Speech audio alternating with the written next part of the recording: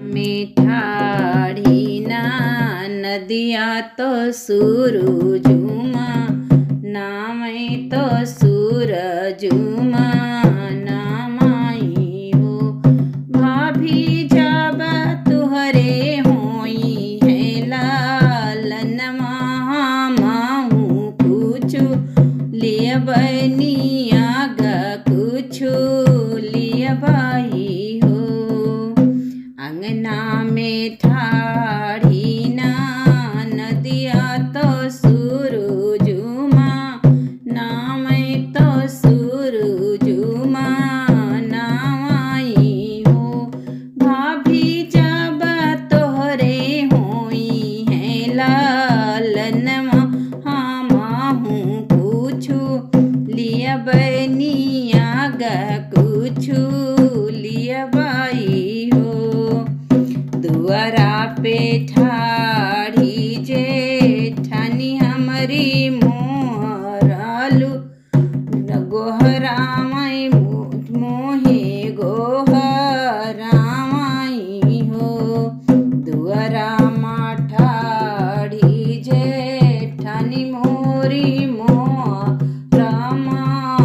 मामाई मोर मामाई हो।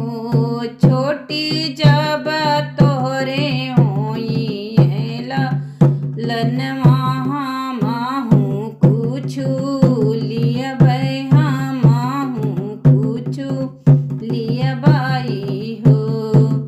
दुआरा पर ठाड़ी जेठानी हमाही गोह रामई हमाही गोह रामई हो।